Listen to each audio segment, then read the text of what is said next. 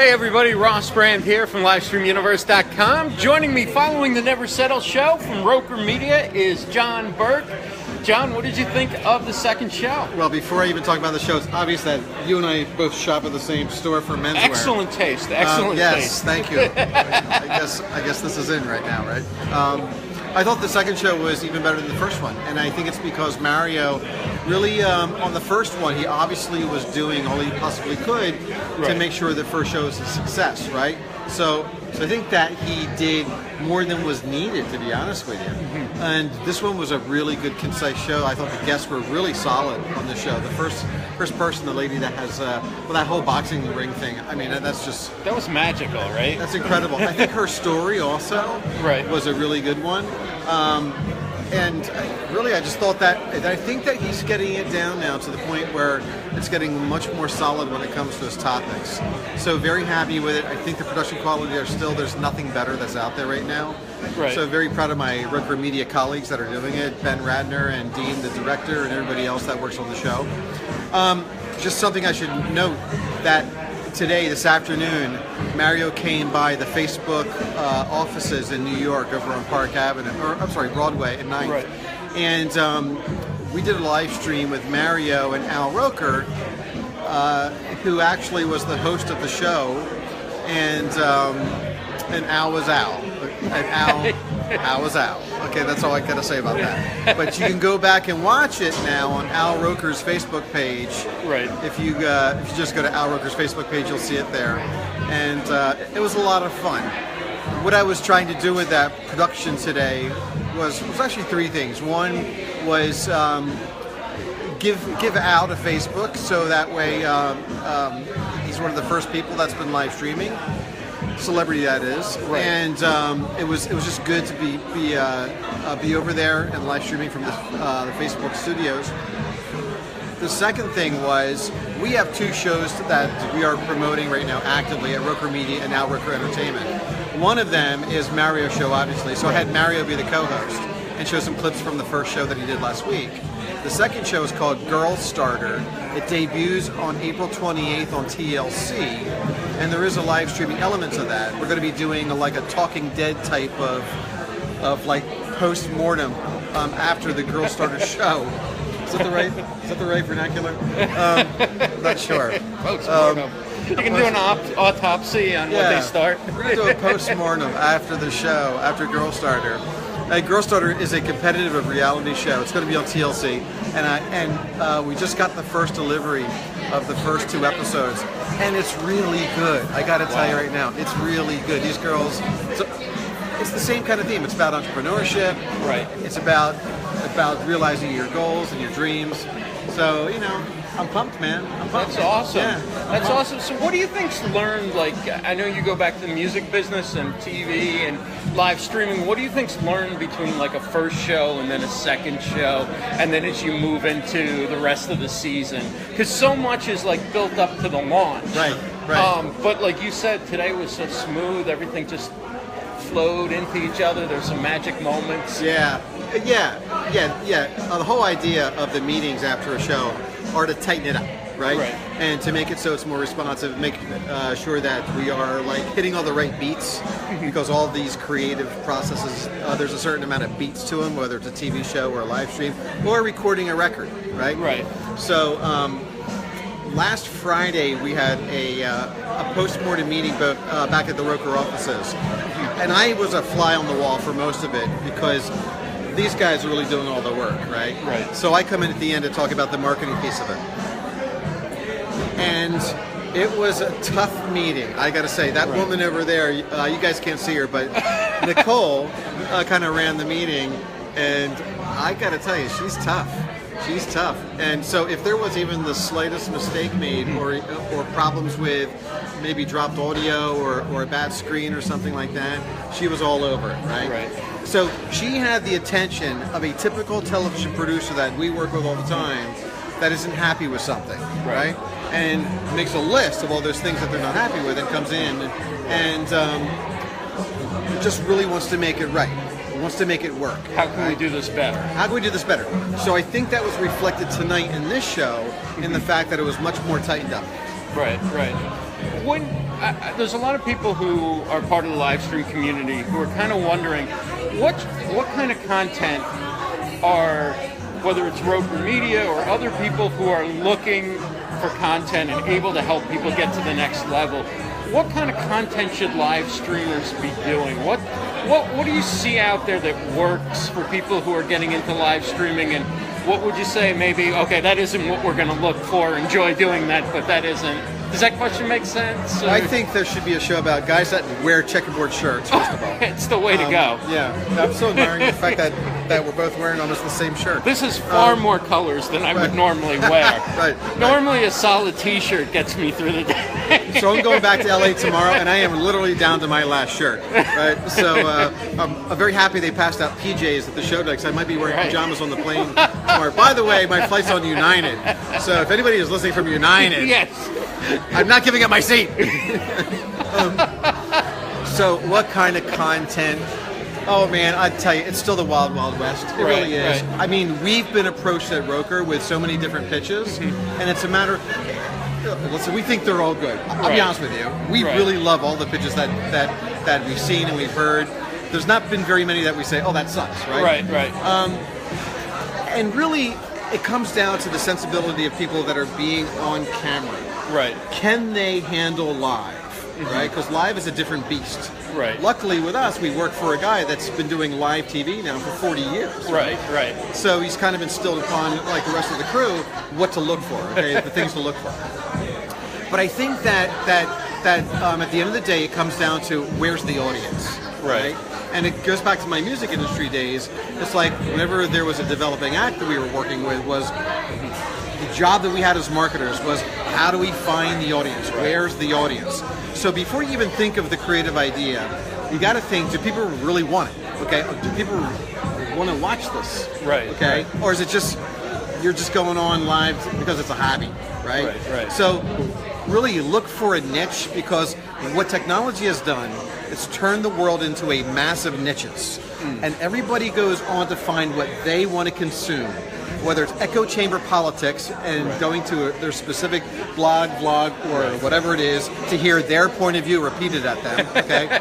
Or it's to learn something. We all go to YouTube for how-to videos. I can't tell you the number of times I've saved money on a plumber because I've learned how to fix my hot water heater myself. You know? Right. But look for things that people really care about. What's the zeitgeist out there that's garnering an audience, right? And make sure there's an audience for it. Then, this is the big part. If you're trying to take it to the next level of getting monetized, okay, now this show's got sponsors. Right. This Girls Starter show that we have as sponsors, in fact, that's Branded Entertainment. What's the selling point for the sponsor? Right. Okay, so for us, we want to work with what we refer to as publishers, like entrepreneurs and publisher, right? And really push things out on the social media platforms where there's already a baked-in audience. Right. If we have to grow an audience from zero, we're dead in the water. Right. It's going to take a lot of money and a lot of bots, and we don't like to work that way. Right. Or it's going to take a lot of time, right? And you don't really have a lot of time to turn that around, especially if you're trying to monetize these live streams. Right. Jon, thanks for all the great info. Thanks. I'm so glad you were here, and we got a chance to talk after the show today. We got a chance to talk. You're the first person I talked to before the first show. So congrats on everything you guys are doing and how well this day went. And do we have any questions from anybody? Does anybody want to ask a question? We have Jon Burke here from Roker Media. If you have a question, hey, Matt B. Davis, what's going on? Rose Mango is here. Saw Peter Nez. Uh-oh, we're getting a low battery, so you got to ask that question fast. Quick. Let's go. Questions. That's not a Galaxy, is it? Because I just got a Moto phone because my Galaxy. I got tired of Galaxies. It's an iPhone. You know, the Wi-Fi is very good in here compared to the cell coverage. Yeah, it's very good. Well, this is just a small town. This is a New York place. Yeah, they don't do much here, right? Right. The whole media thing's new. Yeah. Are those sweets frames from Lanky Parker? Is that? He's talking about my glasses. No, these are from Costco. Costco in Van Nuys on Sepulveda. There you go. More answer than you probably wanted. Costco. Costco's got great glasses for cheap. All right, is the guest of honor still here? You mean Mario? No, I talked to Mario earlier. Okay, Nicole? Who? No, the boxer. Oh, the boxer. Yes, wait a minute. She's still here. Let me find her. Okay. I'll stay on. Jon Burke, everybody. Bye, guys. From Roker Media. You can Thank reach you, us Jon. at rokermedia.live or the hashtag. The handle for our Twitter and Instagram is RKR Media. All right, and you can go there. And also rokerlabs.com if you're into data and analytics for live streaming. Thanks. So that's Jon Burke from Roker Media. Roker Media, one of the co-producers of this Never Settle show. And of course, Al Roker, 40 plus years, 13 Emmys, and Jon Burke on the scene this week and last week, and he's going to be heading back to LA. But great to talk to him and get some insights about what a company like Roker Media looks for when they consider going into producing a live streaming show, what kind of talent they look for, things like that, what kind of programming and segments work well. So it's really a fun show. Is the boxer still here? Is the boxing coach still here? She's still here. Okay, let me see if I can find her. We want to find the guest of honor at today's show, so just bear with me. I'm going to find Jon Burke from Roker Media, wherever he goes. Oh, hey. Okay to come in? Yeah, of course. Thanks, Jon. All right. She's got her boxing gloves here, so I hope I get through this okay. Coach Reese, welcome. What a great segment that was. Coach Reese is opening the first all-female gym In New York City. in New York City. In New York City. Not the United States. Not the United States. But the first one, that's a pretty big city. It's a pretty big city. It's hard to do it first in New York. You know what I Right, mean? right. Everything's been done before. So I'm excited to bring something that a lot of people have been waiting for. How did you enjoy the experience of being on the This show? is amazing. This is a great show. I love the people, the energy, the vibe. And Right. it's just all positive. And I think we all need so much more of this. Yeah, you know? definitely. And your story fits so well with the theme of the show.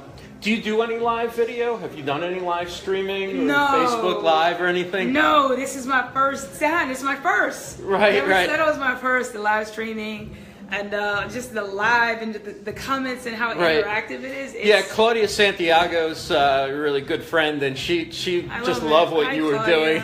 Yeah, I'm so transparent. I really just don't like representatives. Like, you know, Right, you meet right. people and it's like you see them again and you're like, okay, wait, I think we met, but I don't Right. know because they were, they were representing something else. Right. No, I'm very transparent. I feel like this is who I am. I want you to know who I am. I want you to know what I'm about. So I share that. Right, you know? right. Yeah. And you just don't know people's stories, right? Because, Yeah. like, I saw when I met you when you first came in, I was like, oh, she's been an athlete her whole life.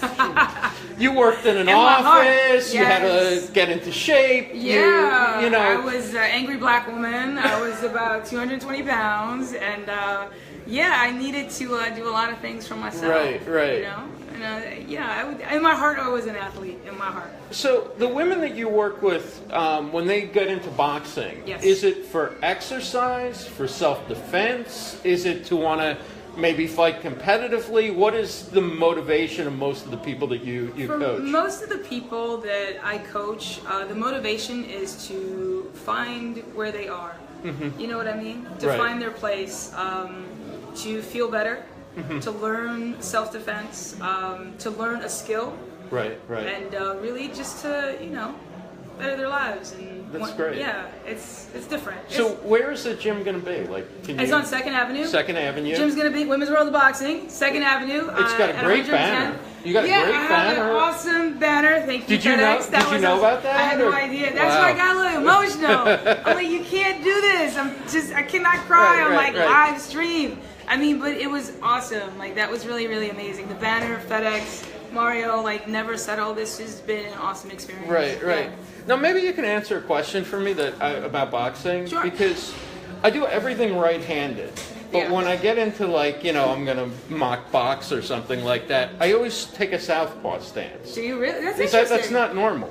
Well, it could be your normal. It could be my normal. It could be your normal. Or maybe I'm just opening myself up to get knocked out, right? Well, it all depends. Because you can't really put your strong hand way out there, exactly. right? You really can't. But you could box southpaw. You could be a righty and box southpaw. Absolutely. Now, do you do competitive boxing? I do not now. No. Did you ever? I box didn't. Matches? When I started boxing, I was 31. Right. I'm a lot older than I look. Wow. Thanks, Mom. Thanks, Dad. So you only been boxing for 2 years? No, I've been boxing for 14 years. I'm kidding. I can kick your ass.